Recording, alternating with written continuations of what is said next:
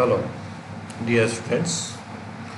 आज हम ब्रिक्स महोदय का तुलनात्मक लोक प्रशासन के क्षेत्र में जो योगदान है उसके बारे में आगे अध्ययन करेंगे। बीए पार्ट तृतीय तुलनात्मक लोक प्रशासन पेपर फर्स्ट के अंतर्गत। जैसा कि मैं आपको पहले बता चुका हूँ कि ब्रिक्स महोदय द्वारा पारिस्थितिकीय दृष्टिकोण, संरचनात्मक कार्यात्मक दृष्टिकोण और कृषिका एवं औद्योगिका मॉडल, प्रतिमान, टाइपोलॉजी प्रस्तुत किए गए। उसी कड़ी में आप आगे बढ़ते हैं और आज हम उनका प्रिज्मेटिक जो मॉडल है, इस बात के लिए उन्हें विशेष तौर पर जाना जाता है,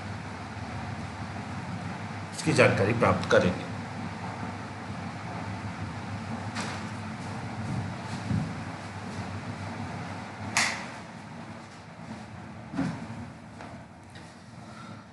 बहुकार्यात्मक, समपार्श्वीय, अल्पकार्यात्मक समाजों के मॉडल। बहुकार्यात्मक मतलब फ्यूज्ड, समपार्श्वीय मतलब प्रिज्मेटिक, अल्पकार्यात्मक मतलब डिफ्रैक्टेड।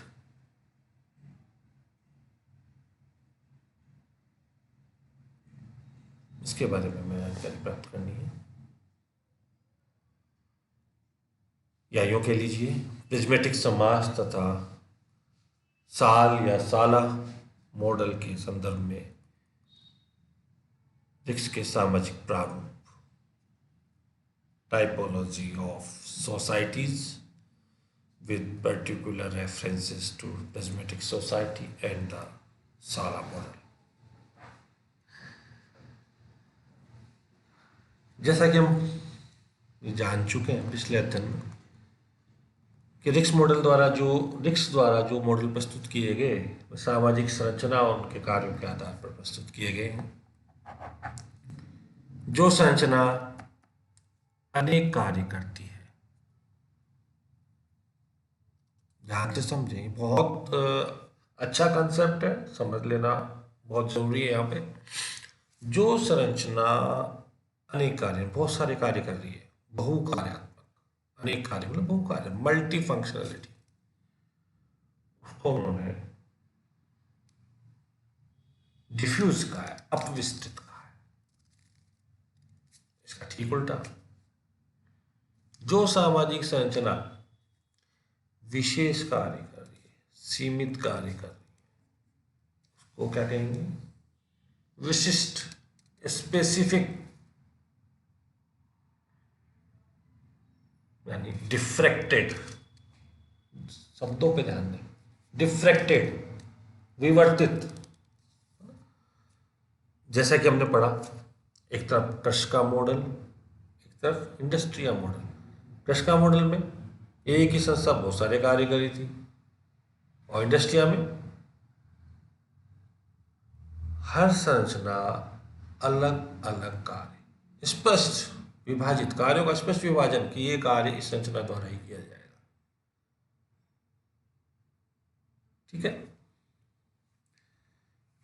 तो रिक्स ने पहली सामाजिक संरचना को यानी कार्यात्मक रूप से अविस्तृत समाजों को फ्यूज्ड कहा और दूसरी सामाजिक संरचना कार्यात्मक रूप से विशिष्ट को उन्होंने डिफ्रैक्टेड नाम दिया। और इन दोनों के बीच में जो रह गया उसको हम समपार्श्वीय, शशंकर का इसमें छूट गया है, मिसप्रिंट हो गया है, समपार्श्वीय यानी प्रिज्मेटिक कहा है। तो इस मॉडल का नाम क्या हुआ? Fused prismatic diffracted model. ठीक है। ये जो मॉडल दिया गया एक आदर्श रूप है। आदर्श रूप का मतलब ऐसी व्यवस्था इस विश्व में पूर्ण रूप से मिलना संभव नहीं है। यानी समाजों में जो व्यवस्था मिल रही है वो इनके नजदीक होगी, आसपास हो सकती है, लेकिन पूर्ण रूप से मिलना इनका संभव नहीं है। यानी सीधी सी बात है, ये मॉडल फिर क्यों बनाए गए? ये मॉडल इसलिए बनाए गए कि जो हमें उद्देश्य है हमारा तुलनात्मक व्यवस्था का अध्ययन, एक तरह से उस उद्देश्य की प्राप्ति के लिए अध्ययन सामग्री का संकलन करना, इकट्ठा करना, फिर उसका विश्लेषण करना, फिर सिद्धांतों का निर्माण करना। तो इस उद्देश्य से मॉडल प्रस्तुत किया गया। तो ये बात हमें स्पष्ट हो जानी चाहिए कि रिक्स द्वारा वर्णित जो तीनों प्रतिमान हैं, ये जो मॉडल है, वास्तविक जगत में इनका मिलना संभव नहीं है। यानी यथार्थ में या वास्तविकता में समाज न तो पूर्ण रूप से बहुकार्यात्मक है, न ही पूर्ण रूप से अल्प कार्यात्मक है। अधिकतर समाज मध्य की स्थिति में है, इसलिए इन्हें समपार्श्वीय कहा गया है। यानी समपार्श्वीय जो मॉडल है वो दोनों का मध्य बिंदु है। ठीक है, तो उन्होंने इसको उदाहरण के रूप में देना चाहा कि भारत हुआ, चीन हुआ, मिस्र हुआ, नाइजीरिया हुआ, ये ऐसे देश हैं जो समपार्श्वीय समाज की स्थिति में आते हैं। यानी यहाँ पे पुराने विचार भी चल रहे हैं, नई क्रियाएं भी हो रही हैं, मतलब पारंपरिकता और आधुनिकता दोनों का मिश्रण पाया जाता है। अब इस बात को आगे पढ़ने के लिए हमें साला मॉडल की भी जानकारी कर लेनी चाहिए। साला मॉडल से आप क्या समझते?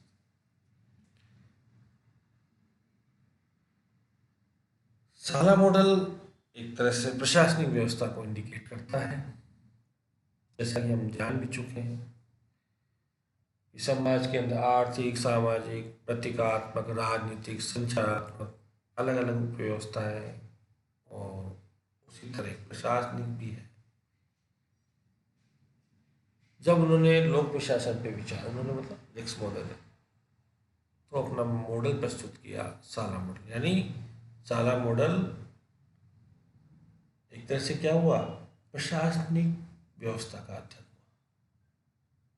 प्रशासनिक संगठन कैसे कार्य कर रहा है, उसकी क्या संरचना है, उसकी क्या व्यवस्था है, उसको समझने के लिए हमें साला मॉडल को समझना पड़ेगा। तो समपार्श्वीय समाजों की प्रशासनिक उपव्यवस्था को रिक्स ने साला मॉडल या प्रतिमान के द्वारा वर्णित किया, स्पष्ट किया है। विवर्तित समाजों में इसके लिए जो शब्द काम आया वो ब्यूरो है, ऑफिस। विवर्तित, डिफ्रैक्टेड, विवर्तित मतलब डिफ्रैक्टेड, अल्प कार्यात्मक संरचना वाला। और संयोजित समाजों के लिए, अपविस्तृत समाजों के लिए, बहुकार्यात्मक संरचनाओं वाले समाजों के लिए जो शब्द काम में लिया वो है चेम्बर। यहां यह समझना होगा कि जो शाला शब्द है, स्पेनिश भाषा का शब्द। शाला कौन सी भाषा का शब्द है? स्पेनिश। और जिसका प्रयोग लैटिन अमेरिकी देशों में सरकारी कार्यालयों के लिए किया जाता है। तो रिक्स ने समपार्श्वीय समाज में नौकरशाही के पर्याय के रूप में, पूरक के रूप में जिस शब्दों काम में लिया उसको क्या नाम दिया? साला या साल। अब वास्तविकता में हम क्या देखते हैं, वो सारी बातें इसके अंदर आएंगी। जो साला अधिकारी है या इन देशों की जो प्रशासनिक व्यवस्था है उनमें क्या होता है? चारों तरफ भ्रष्टाचार है। प्रतियोगी परीक्षाओं के द्वारा चयन किया जाता है, लेकिन इंटरव्यू वगैरह में भाई भतीजावाद होता है। यदि शाला अधिकारी को अधीनस्थ अधिकारी की अगर योग्यता और उसके प्रति निष्ठा, अपने प्रति निष्ठा में से किसी एक को चुनाव करना पड़े तो योग्यता को छोड़ देगा, निष्ठा को अपना लेगा। मतलब कि उच्च अधिकारी अपने अधीनस्थ अधिकारी को योग्यता के आधार पर आगे बढ़ने की बजाय या बढ़ाने की बजाय अपने प्रति जो उसकी निष्ठा है उसको ध्यान में रख के कार्य करवाता है, उससे आगे बढ़ने का मौका देता है।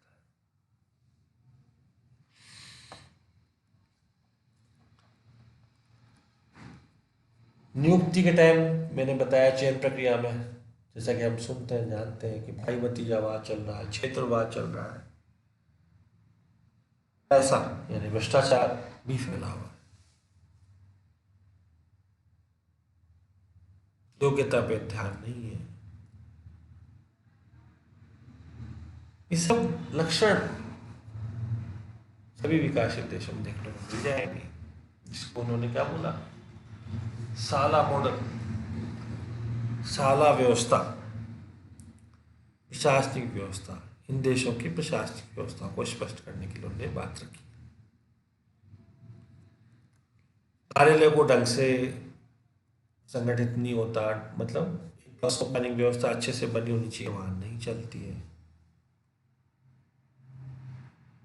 मुख्य रूप से क्या देखने को मिलता है, सेवाओं का असमान वितरण होता है, संस्थागत भ्रष्टाचार भी आपको मिल जाएगा, नियमों की कार्यान्विति में कार्यकुशलता, जितनी भी बुराई आप समझते हैं देखते हैं सिस्टम की वो आप सब यहाँ लिख सकते हैं। बढ़ती है भाई भतीजावाद भी है, आत्मरक्षा की प्रवृत्ति, पहला अपना बचाव, औपचारिक आकांक्षा तथा वास्तविक व्यवहार के बीच में भारी दूरियां है, सिद्धांत कुछ और है, कार्य कुछ और है। कानून का सहारा कार्य को अटकाने के लिए लिया जाता है, नियमों का सहारा, कानूनों का सहारा किसी कार्य को अटकाना है तो प्रयुक्त कर लिए जाएंगे। इसी तरह एक वर्ड उन्होंने यूज किया, कलेक्ट्स। कलेक्ट्स क्या होते हैं कि जो पारिवारिक समूह बने हुए हैं, मित्र मंडली है,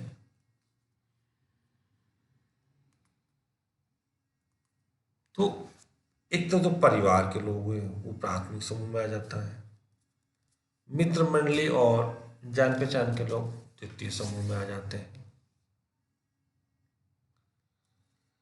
किंतु यहां ध्यान रखने वाली बात यह है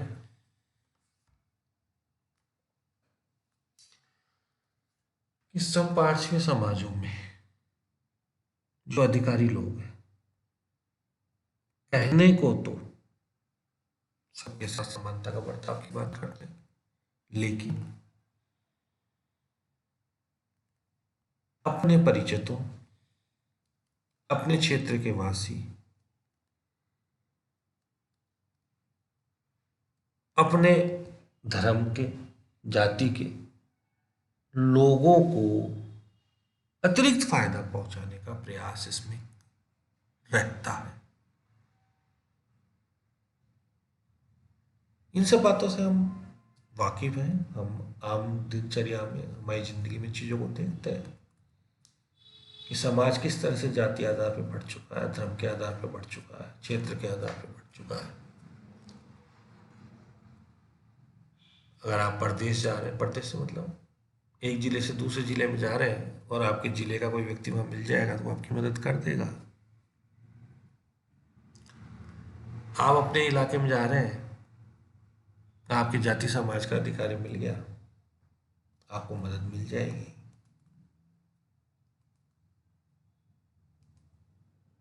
अन्यथा विपरीत मिल गया तो आपके बनते काम अटक जाएंगे। तो ये जो व्यवस्था बन गई इसको कलेक्ट्स उन्होंने कहा है।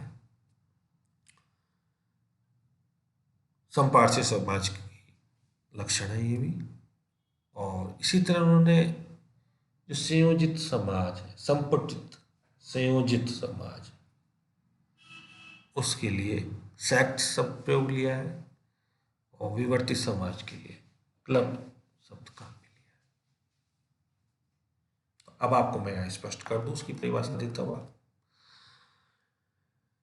कि समपार्श्वीय समाज के जो क्लैक्ट्स हैं यानी नव समूह जो किसी विशेष जाति, धर्म, भाषा या संप्रदाय का प्रतिनिधित्व करते हैं और उस वर्ग से संबंधित सरकारी अधिकारी के बल पर दूसरों की अवहेलना की जाती है और अपने सदस्य की सेवा अधिक की जाती है, उन्हें अधिक सहयोग प्रदान किया जाता है।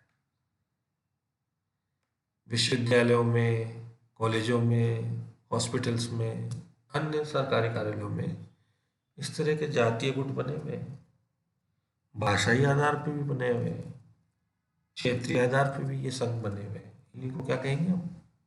ब्लैक्स। ठीक है, ये बात आपको समझ में आनी चाहिए। अब हम वापस लौटते हैं संपार्श्वीय समाज की विशेषता की ओर।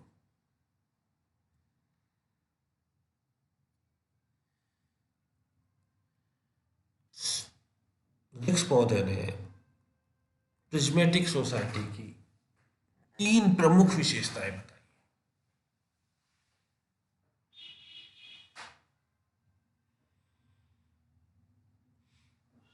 कौन कौन सी? विजातीयता, हेट्रोजेनिटी। कहने का मतलब क्या है?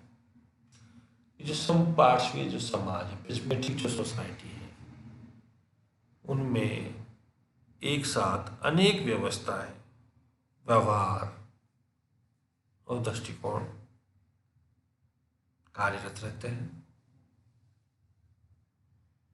जहाँ शहरी क्षेत्र है वहाँ अभिजात बौद्धिक वर्ग निवास करता है, ज़्यादा पढ़े लिखे लोग, पश्चिमी तरह के कार्यालय प्रशासन के आधुनिक प्रतीक हो जाते हैं।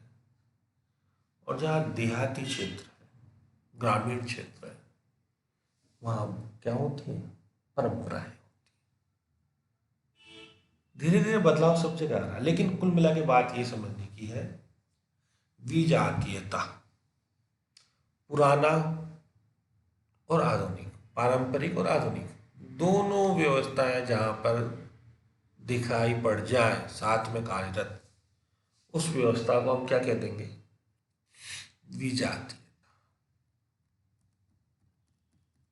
दूसरी बात, औपचारिकता, फॉर्मेलिज्म।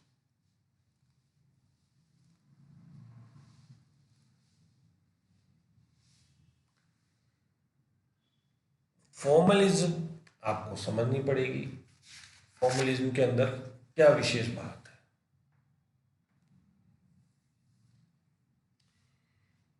सिद्धांत है, नियम है, कायदे हैं, कानून है, जिनकी पालना होनी चाहिए। दिखाया भी ऐसा जाता है, लेकिन व्यवहार में ऐसा नहीं होता।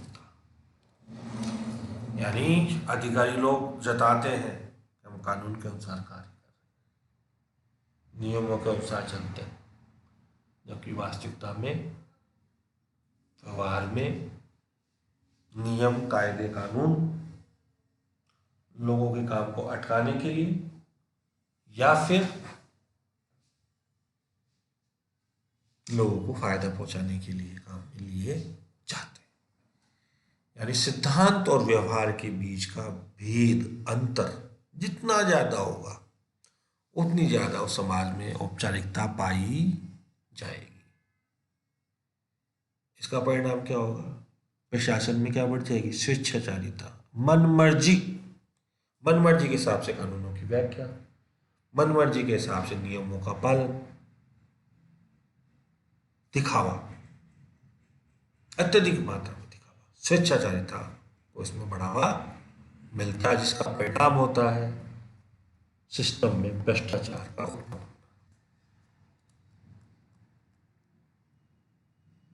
ठीक है। तीसरा जो पॉइंट है इससे संबंधित हमें समझना है वो है ओवरलैपिंग।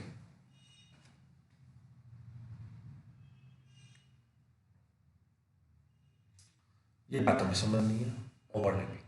ओवरलैपिंग का मतलब यह है कि जो प्रशासन का व्यवहार है वो राजनीतिक कारणों से, आर्थिक कारणों से, सामाजिक कारणों से, धार्मिक कारणों से प्रभावित होता है, फर्क पड़ता है। प्रशासन के व्यवहार पे राजनीति का, समाज का, धार्मिक स्थितियों का, आर्थिक स्थितियों का, सबका प्रभाव पड़ता है। और प्रशासन जिस हद तक उनसे प्रभावित होता है उसी को हम अतिराव कहते हैं।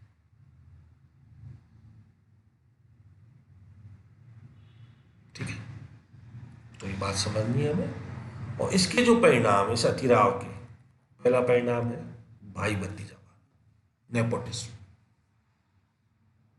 कथनी और करनी में अंतर, आदर्श और व्यवहार में अंतर। नियुक्ति के अंदर पूर्ण रूपेण भाई भतीजावाद हावी रहता है। आज भी बहुत सारी नौकरियों जिनमें इंटरव्यू है उनमें आसानी से सिलेक्शन संभव नहीं है। राजनीति में भी समय के साथ स्थितियां बदल चुकी हैं,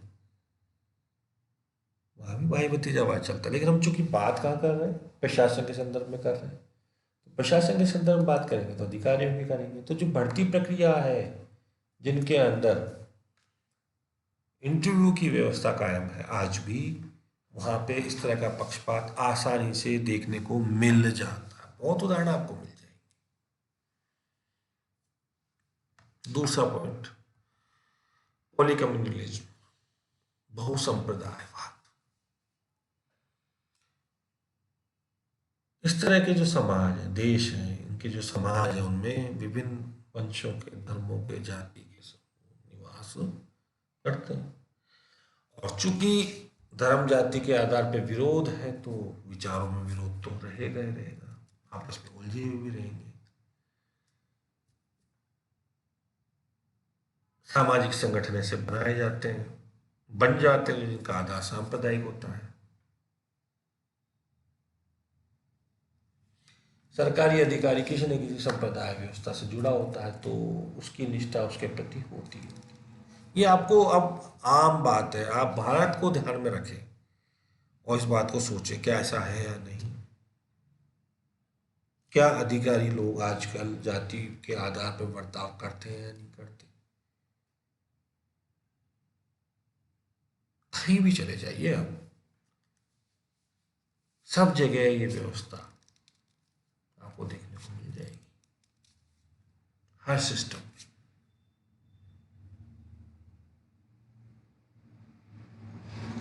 सामने से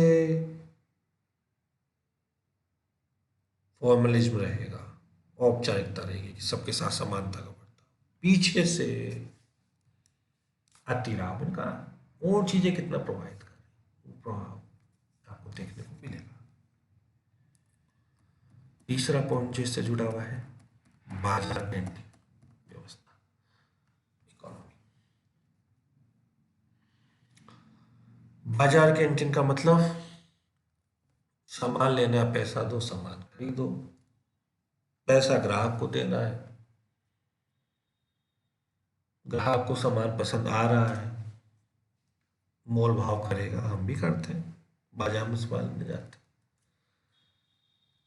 रुपये कम कराने का प्रयास रहता है, हमें लगता है अब इससे ज़्यादा कम नहीं होगा तो फिर हम उस पर चीज़ खरीद लेते हैं। वो स्थिति यहाँ भी देखने को मिलती है कि अधिकारी लोग जो हैं अपने समाज के लोगों को कम खर्चे पर या आसानी से सुविधा मुहैया कराते हैं और अन्य जाति संप्रदाय के लोगों को उस चीज़ के लिए अतिरिक्त पैसा भी देना पड़ता है, अतिरिक्त खर्चे भी उठाने पड़ते हैं, कार्यों करवाने के लिए वित्तीय सौदेबाजी की जाने लगती है। कीमत, जो कीमतें हैं उनकी अनिश्चितता, बाजार की वस्तु उनकी कीमतों की व्यवस्था क्या होगी, अनिश्चित रहेगी। कहा तो यहां तक भी जाता है, जैसा उन्होंने अपने अध्ययन में बताया है कि सरकारी कर्मचारियों को वेतन कम मिलता है। अब ऐसा नहीं है, लेकिन जब ये बात तब की मैं बता रहा हूँ, 1964 में आया था मॉडल, तो उनका निष्कर्ष था कि अधिकारियों को कम वेतन दिया जाता है, सरकारी कर्मचारियों को कम वेतन दिया जाता है, तो वो अपनी आमदनी को बढ़ाने के लिए गलत तरीके से पैसा कमाते हैं, भ्रष्टाचार को बढ़ावा देते हैं, अपनी आमदनी बढ़ाने का प्रयास करते हैं। बहुमूल्यता,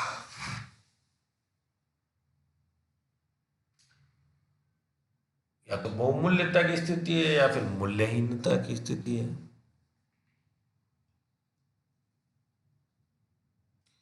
समाज के कुछ स्वीकृत मापदंड है, आधार है, जिनको कि हमने मूल्य कहा है, तो कहीं तो वो अत्यधिक है, कहीं वो बिल्कुल ही नहीं। जो भी प्रशासनिक अधिकारी हैं दिखाते कुछ और है, करते कुछ और है। महापुरुषों का गुणगान करते जाओ, उनके आदर्शों की बात करते जाओ, लेकिन व्यवहार में हम कुछ नहीं अपनाते। वो स्थिति यहाँ पे प्रशासनिक अधिकारियों की है।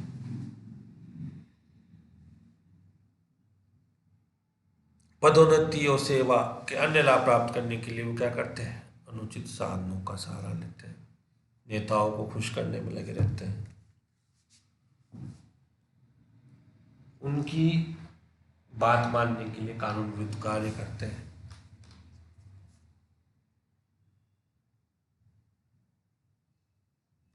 व्यक्तिगत लाभ के लिए सरकारी नियमों की अनदेखी की जाती है, चाहे वो खुद का हो, चाहे वो समाज का हो, और अन्य व्यक्तियों को जिनको परेशान करना, जिनके काम नहीं करना, उनके लिए नियमों को कठोरता से लागू किया जाता है। ये सब बातें हमको संपार्श्विक समाज, डेमोक्रेटिक सोसाइटी में देखने को मिलती है। और अंतिम बात आज के टॉपिक की, सत्ता और नियंत्रण की पृथकता। सत्ता का स्वरूप केंद्रीकृत हो जाता है और जो नियंत्रण है वो बिखर जाता है।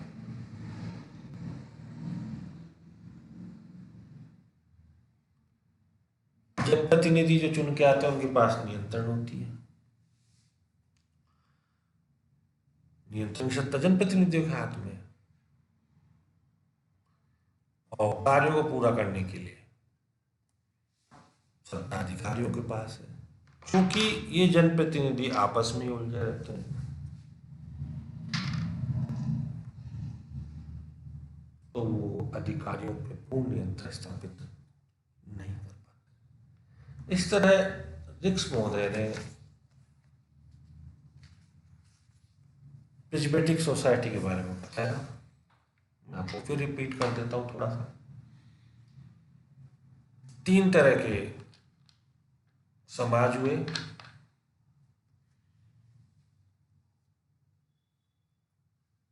बहुकार्यात्मक वाले, अल्प कार्यात्मक वाले और इनके मध्य की स्थिति वाले। बहुकार्यात्मक वाले यानी फ्यूज्ड, अविस्तृत समाज। अल्प कार्यात्मक वाले डिफ्रेक्टेड यानी विवर्तित समाज। और बीच की स्थिति प्रिज्मेटिक सोसाइटी। इसके लिए रिक्स महोदय ने एक उदाहरण भी प्रस्तुत किया था, वो मैं आपको यहाँ बताना चाहूँगा। वो उदाहरण क्या है देखिए, अभी आपको समझ में आएगा। प्रकाश की एक किरण है, ये बीच में त्रिभुज जैसी जो आकृति बनी है, इसको प्रिज्म है। ये ठोस त्रिविमीय आकृति, पारदर्शी, इसको क्या प्रिज्म कहते हैं। जब इसमें से सूर्य की किरण होकर निकलती है तो 7 रंगों में विभाजित हो जाती है, इंद्रधनुष के 7 रंग। तो ध्यान से समझें, जो प्रकाश की किरण जहां लिखा हुआ है यानी एक ही संरचना है, इसी के द्वारा सारे कार्य होंगे। दूसरी तरफ ये कितने में बट गई? 7। यानी जो कार्य यहाँ पे एक संरचना द्वारा किया जा रहा था, वही कार्य इधर को राइट हैंड साइड में हम देख रहे हैं 7 अलग अलग संरचनाओं द्वारा किया जा रहा है। तो एक संरचना द्वारा जो कार्य किया जा रहा है, प्रकाशीय किरण वाली स्थिति, वो तो है बहुकार्यात्मक फ्यूज सोसाइटी की स्थिति। और जिधर हम देख रहे हैं 7 रंगों के नाम लिखे हुए हैं, यानी एक 7 संरचनाएं जहाँ बन चुकी हैं, यानी वो कार्य 7 जगह बढ़ चुका है, यानी अल्प कार्य, मतलब हर संरचना के पास छोटा थोड़ा काम हो गया। डिफ्रैक्टेड, प्रिज्म में से किरण निकली, डिफ्रैक्ट हो गई, विवर्तित हो गई, तो ये विवर्तित समाज, विभिन्न रंगों वाला। किरण वाला सिंपल एक किरण वाला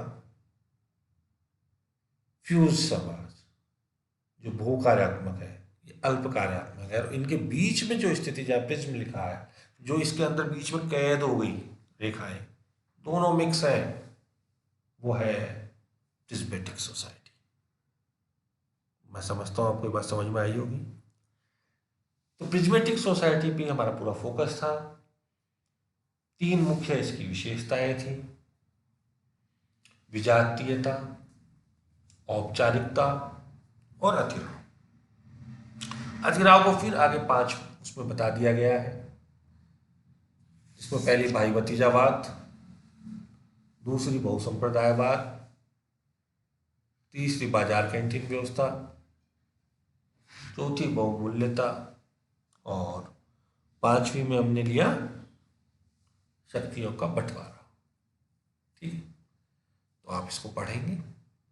आज के लिए काफ़ी है बच्चों।